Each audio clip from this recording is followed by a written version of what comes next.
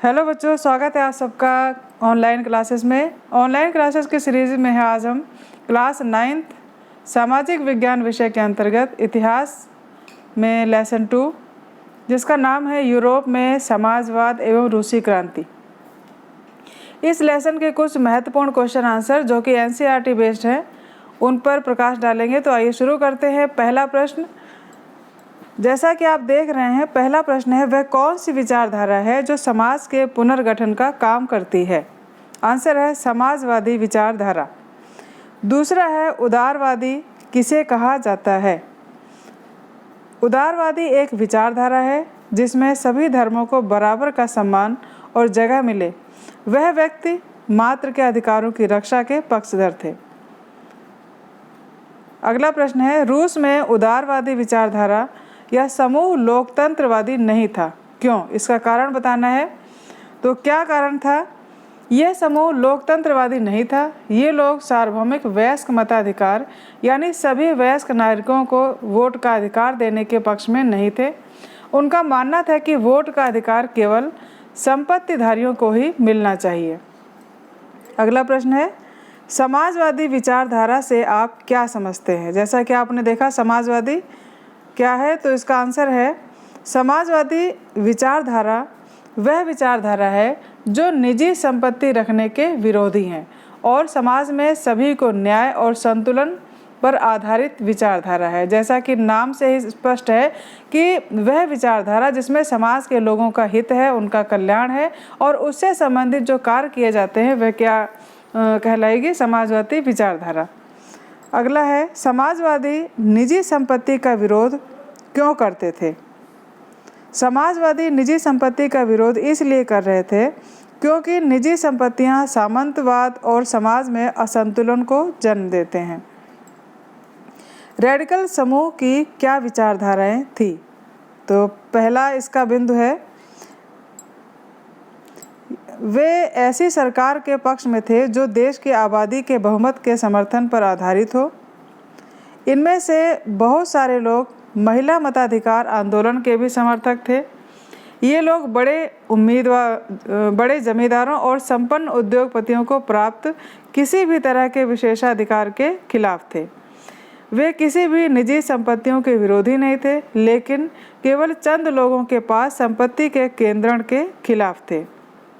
रूढ़िवादी रूस में किस प्रकार के बदलाव चाहते थे। ये रूढ़िवादी जो है ये भी विचारधारा थी रूस में। तो ये इनका क्या विचार था, क्या परिवर्तन चाहते थे? इसका उत्तर है रूढ़िवादी तबका रेडिकल और उदारवादी दोनों के खिलाफ था। वे बदलाव की धीमी प्रक्रिया चाहते थे।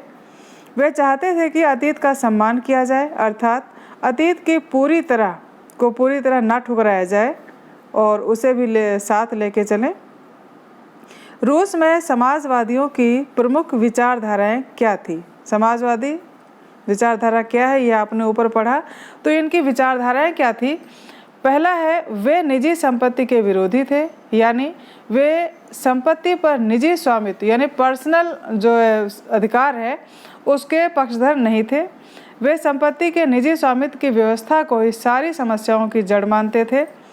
कुछ समाजवादियों को कोऑपरेटिव यानी सामूहिक उद्यम के विचार में दिलचस्पी थी।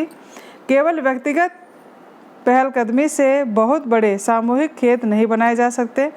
वे चाहते थे कि सरकार अपनी तरफ से सामूहिक खेती को बढ़ावा दे। वे चाहते थे कि सरकार पूंजीवादी उद्यम की जगह सामूहिक उद्यम को बढ़ावा दे। रूस में उदारवादी विचारधारा का वर्णन कीजिए। अब उदारवादी क्या है और इसके क्या विचार थे? इसमें सभी धर्मों को बराबर का सम्मान और जगह मिले। वे सरकार से व्यक्ति मात्र के अधिकारों की रक्षा के पक्षधर थे। उनका कहना था कि सरकार को किसी के अधिकारों का हनन करने या उन्हें छीनने का अधिकार नहीं दिया जाना चाहिए। यह समूह प्रतिनिधित्व पर आधारित एक ऐसी निर्वाचित सरकार के पक्ष में था जो शासकों और अफसरों के प्रभाव से मुक्त और सुप्रशिक्षित न्यायपालिका द्वारा स्थापित किए गए कानूनों के अनुसार शासन कार्य चलाए। अगला प्रश्न है समाजवादियों ने अपने प्रयासों में समन्वय लाने के लिए 1870 के दशक में किस नाम से संस्था बनाई? तो वह संस्था है द्वितीय इंटरनेशनल।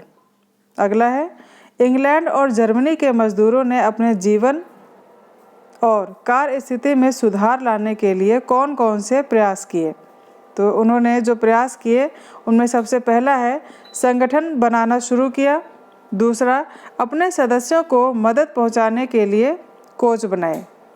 तीसरा, काम के घंटे में कमी और मताधिकार के लिए आवाज़ उठाना। 1914 तक यूरोप में समाजवादी कहीं भी सरकार बनाने में सफल क्यों नहीं हो पाए? ये समाजवादी जो विचारधारा है इनकी सरकार नहीं बनी, इसमें सफल नहीं हुए, कारण क्या है? तो कारण दिया गया है संसदीय राजनीति में उनके प्रतिनिधि बड़ी संख्या में जीतते रहे। उन्होंने कानून बनवाने में भी अहम भूमिका निभाई, मगर 1914 तक यूरोप में समाजवादी कहीं भी सरकार बनाने में सफल इसलिए नहीं हो पाए क्योंकि सरकारों में रूढ़िवादी, उदारवादियों और रेडिकलों का ही दबदबा बना रहा। अगला प्रश्न है, किस क्रांति के जरिए रूस की सत्ता पर समाजवादियों ने कब्जा किया? तो वह क्रांति थी अक्टूबर क्रांति। अक्टूबर क्रांति किसे कहते हैं? तो अक्टूबर क्रांति फरवरी 1917 में राजशाही के पतन और 1917 के ही अक्टूबर के मिश्रित घटनाओं को अक्टूबर क्रांति कहा जाता है। निरंकुश राजशाही किसे कहते हैं? राजशाही जैसा कि नाम से स्पष्ट है, राजाओं का शासन। तो ऐसा शासन जहां राजा ही सर्वे सर्वा होता है और लोगों को कोई अधिकार प्राप्त नहीं होता, उसे निरंकुश राजशाही या शासन कहलाता है। रूसी साम्राज्य की अधिकांश जनता का आजीविका का साधन क्या था? तो साधन था कृषि यानी खेती करना। 20वीं शताब्दी के आरंभ में रूस में कारीगरों एवं मिल मजदूरों की दशा का वर्णन करो।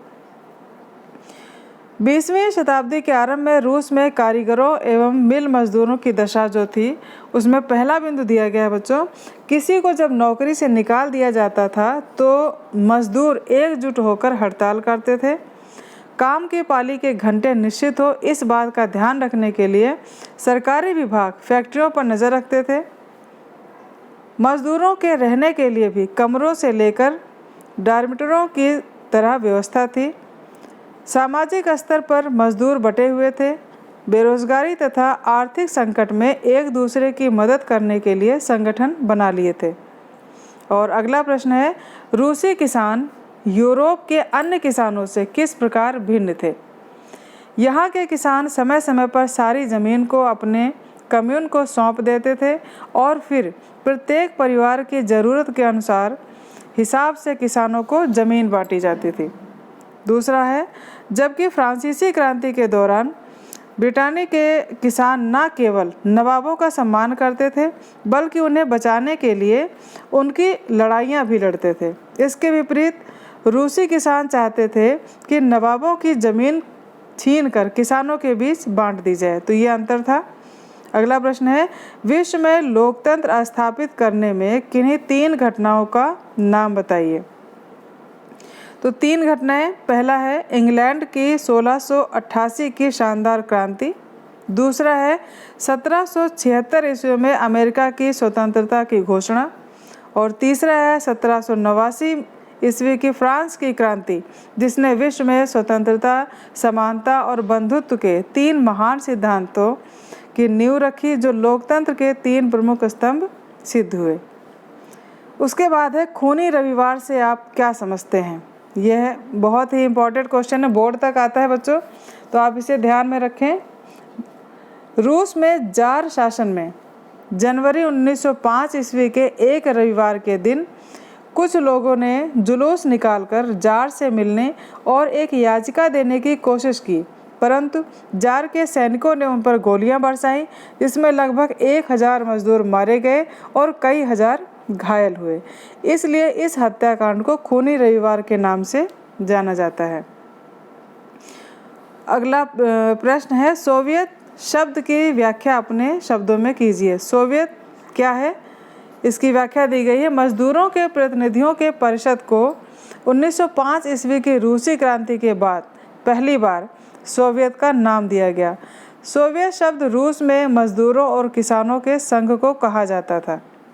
और अगला बहुत ही इम्पोर्टेंट प्रश्न है, लेनिन कौन था, उसकी 3 मांगें कौन सी थी, और बोल्शेविक कौन थे, उनकी 3 मांगें कौन कौन सी थी।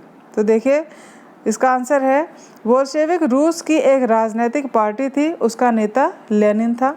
उसकी 3 प्रमुख मांगें थी, पहला युद्ध को तुरंत बंद किया जाए, दूसरा सारी ज़मीन किसानों को सौंप देनी चाहिए, और तीसरी थी बैंकों का राष्ट्रीयकरण किया जाए। और इसके बाद अगला है प्रश्न, 1917 की क्रांति में लेनिन और बोल्शेविकों की भूमिका का वर्णन कीजिए। तो ये जो इनकी भूमिका, क्या रोल था इसमें, रूस की क्रांति को सफल बनाने में या रूस में क्रांतिकारी आंदोलन के विकास में सबसे बड़ा योगदान लेनिन का था, जो रूस के सबसे शक्तिशाली पार्टी बोल्शेविक पार्टी का नेता था। जार के सिंहासन त्यागने पर 15 मार्च 1917 ईस्वी को केरेस्की के नेतृत्व में जो सरकार बनी, वह भी देश की समस्याओं का हल न कर सकी। ऐसे में फिर हो सकता था कि रूस में जार का शासन पुनः लौट आता। ऐसे कठिन समय में यदि लेनिन ने देश की बागडोर ना संभाली होती तो सारे किए कराए पर पानी फिर जाता। उनका योगदान जो दिया गया है उसमें सबसे महत्वपूर्ण है, पहला बिंदु, लेनिन के नेतृत्व में बोल्शेविक पार्टी ने युद्ध समाप्त करके किसानों को जमीन दिलाने तथा सारी सत्ता सोवियत को सौंपने के संबंध में स्पष्ट नीतियां बनाई। और दूसरा है, सबसे पहले रूस ने प्रथम विश्व युद्ध से खुद को अलग कर लिया, चाहे उसके लिए उसे भारी कीमत ही क्यों न चुकानी पड़ी। रूस के अधीन सभी उपनिवेशों को स्वतंत्र कर दिया गया। लेनिन ने अनेक घोषणाएं कर रूस में एक समाजवाद युग का आरंभ किया। तो यह था बच्चों इतिहास का लेसन 2 के कुछ महत्वपूर्ण प्रश्न। बाकी अभी और भी कुछ प्रश्न है जो कि आपको अगले वीडियो में बताया जाएगा। तो वीडियो अगर पसंद आए तो लाइक करें, शेयर करें, और हाँ, चैनल को सब्सक्राइब ज़रूर कर दें, जिससे कि जो प्रश्न रह गए हैं उनके वीडियो की सूचना आपके पास तुरंत आ जाए। मिलते हैं अगली वीडियो में, तब तक के लिए अपना ध्यान रखें। Thank you, take care.